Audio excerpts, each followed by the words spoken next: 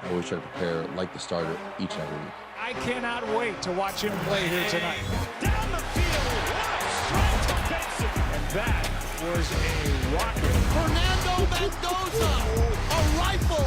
Fernando looking left across the middle. Caught, touchdown. The only place that Mendoza could put it. This level's a whole step further. The margins are so small. Baptism by fire every day, especially a rookie quarterback. The buzzwords are flying. The last dress rehearsal before we are full on. Week 3 of the NFL preseason kicks tonight. Week 1 of the regular season kicks in 13 days.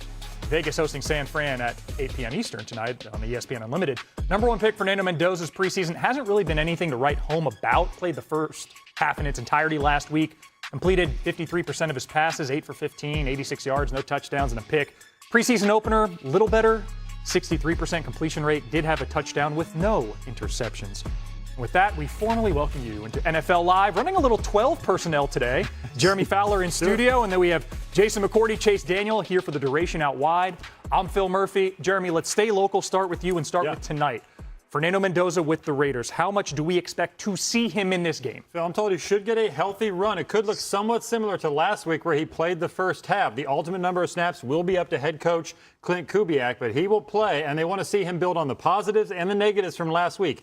The positives, they loved how he threw on third down. Crucial throws, third and long. He was able to deliver the football and get the chains moving. The negative there is they want to see him improve that interception where he threw it late over the middle. You can't do that. Some of the nuances of the game they want to see him improve upon, but they love where he's headed. Kirk Cousins remains entrenched as the starter, at least unofficially. They have not named him yet, but Mendoza could give a lasting impression here, put his mark on the preseason before we hit week 1. Yeah, and it's a pretty manageable early schedule for the Raiders before things get very rocky midway through October. Let's go to our quarterback, Chase. Last time that we see Mendoza on the field before it actually counts, where do you want to see the rookie improve his game?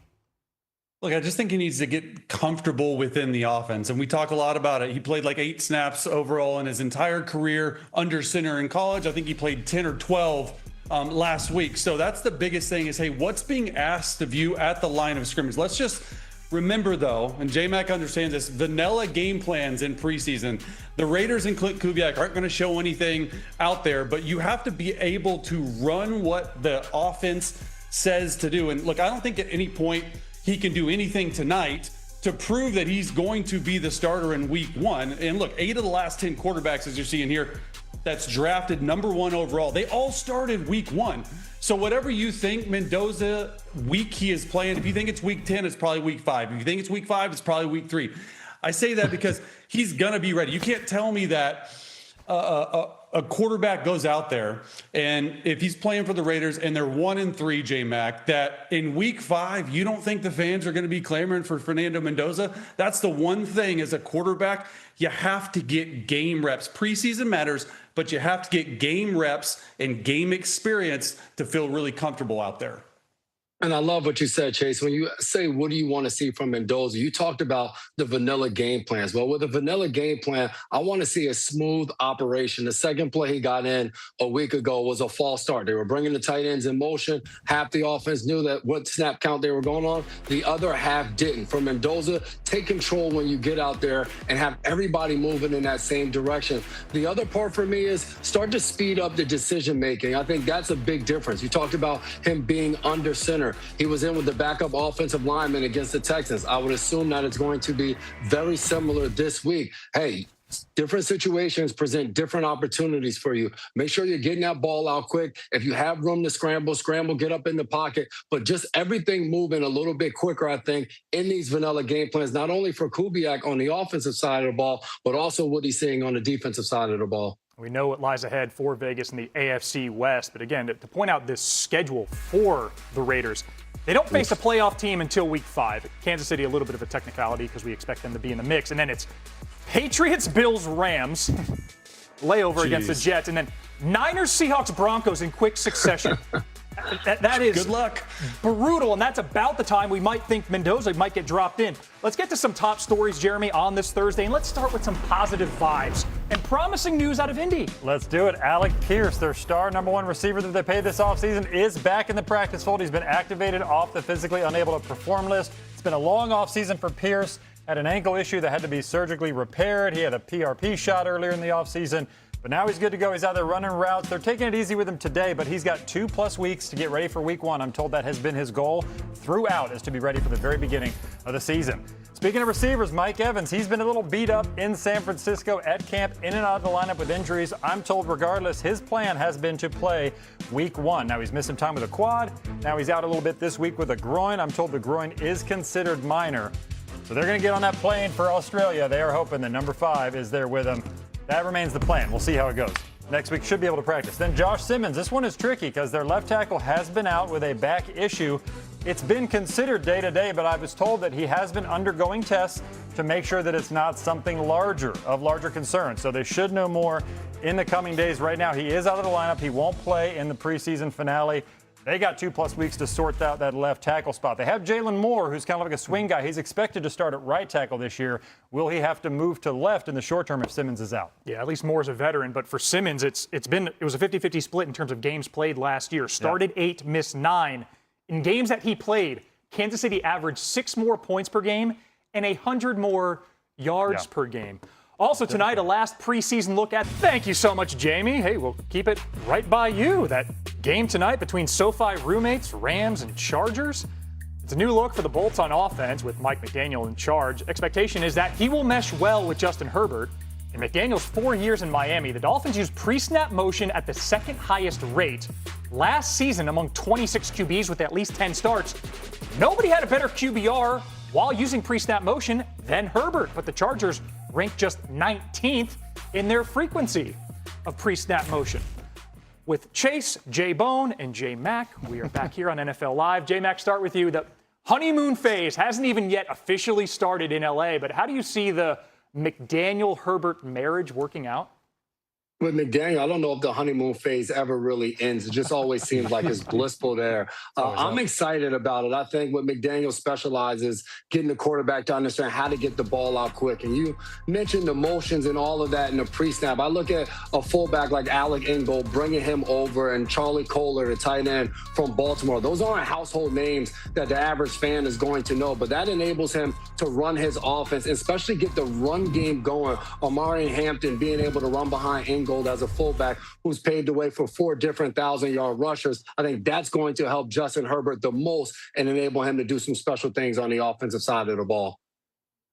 Yeah, look, I think Mike McDaniel and Justin Herbert are match made in heaven. Look, I was with Justin for 2 years in the room. He's one of the smartest quarterbacks I've ever been around, including Drew Brees. So the pre-snap motion, that puts a lot of emphasis on the quarterback to get the guys lined up in the right situation at the right time. Hey, you got to do this. There's a lot of 2 and 3 different checks in that system. That's great. Play action is going to be awesome. They're going to get the football out of Justin Herbert's hands, but can they run the football? That's the biggest thing I'm looking for. Like, get in these big personnel groups, 22, 2 backs, 2 tight ends, 12 personnel, 2 tight ends, 13 personnel, 3 tight ends, all this stuff. Let Justin Herbert get under center and marry that up with the run game on these play action shots. I really do believe that this could be a top 5 offense in the NFL. They have the best tackle tandem in the NFL with Rashawn Slater and Joe Alt. But the whole thing around Justin Herbert, his whole career, can you play well enough? Can you stay healthy enough to make a deep run and finally get that first playoff win? Chase, a huge part of that is going to be the offensive line because we know the Chargers have toys. They got the quarterback. They got the guy in Mike McDaniel to scheme him up. Can that O-line hold up? We had New England's Patriots players in his lap, in Herbert's lap in that playoff game. It was ugly. Center, they had big plans for Tyler Biadasz. He's out for an extended period of time. Can rookie Jake Slaughter out of Florida handle that front as the center? They feel like he's an incredibly smart player, but he's going to have to expedite that learning curve in a hurry. So I'm watching the O-line where they have a new few pieces. Can they get it done? If Rashawn Slater and Joe Alt are at tackle, they should be just fine. And Chase mentioned running the ball. They got 3 backs they really like, including Keaton Mitchell. Watch for him not only as a running back, but as a receiver. They're going to be moving him all over the field as McDaniel's next elite speed option. And it's been the better part of a half-decade they've been investing in the O-line, but the issue's been health. Rashawn Slater missed all of last season. Joe Alt missed 11 games. Just got to stay on the field. New on NFL Live, it's the Abe Simpson exits bar meme. Adam Schefter has a trade. Tutu Atwell, who signed with the Dolphins from the Rams in March, has been traded back to L.A. in exchange for running back Jarquez Hunter. Hunter appeared in 5 games for LA last season. He was a 4th-round pick in the 2025 draft. Atwell's been with the Rams for 5 years prior to his 5-month layover in Miami. Back to some top stories with Jeremy. 'Tis the preseason. Let's start with the latest on Christian Gonzalez's contract. Phil, a lot of quarterback action around the league with some money that's not being spent because Christian Gonzalez and the New England Patriots, I'm told, have not made significant progress on a contract extension, despite the market being set by Devin Witherspoon. Seattle got a new deal, 4 years, $132 million. Gonzalez is going to need to surpass that. He is a top-level corner. So I've joked with a few league executives who bring up to me like, hey, can we trade for Christian Gonzalez? They can't get a deal done. We'd be glad to take him. Yeah. They're not going to trade him, but they got to get something done in the next few weeks. Joey Porter. Now, this one's even probably worse of an impasse between the team and the player. No momentum here. And I was told that Porter Jr. has been under the impression that the Steelers would like him to play out the final year of his deal. So something has to give. He is not in the lineup. He's been away from the team. He's got a back injury listed as a back. Can they get him back on the field, and can they make any sort of progress, even make an offer to an extension? And then you got a huge topic this week at the players trying to get back from the college football to the NFL, vice versa. Where are they going? Sean McVay said this week that it's like I took a gummy. That's how confusing all this is. So right now, players who go back to college will be deemed ineligible for NFL play that season. They can declare for that draft the next year. And so teams are feeling the pressure on this. They feel like they're going to be watching this in April and early May when they sign undrafted free agents next year to see who's actually wanting to stick around, who has moved on from college. But we know that NIL money, the toothpaste is out of the tube. That money's not going anywhere. These players will be tempted. And Chase, you have a unique perspective on this. You cover both the NFL and college football for us at Thursday nights, prime time on ESPN every week. What do you make of all of this? I mean, it's the most ludicrous thing I've ever heard in my entire life. I was literally riding in the car to coach my kids in flag football when this news dropped. And my wife was like, have you seen this? I'm like, there's no way. I didn't believe it was happening. Look, the world of college football is so convoluted right now in terms of the agents and the players and the NIL market. Like, it's just the Wild West. And if you were to do this, you would be allowing NFL guys to come back. Look, I'm glad the Big Ten and the SEC and other conferences followed suit on changing what the rules could be. But still, at the end of the day, it all comes down to college football. If you want to fix college football, here's my one thing.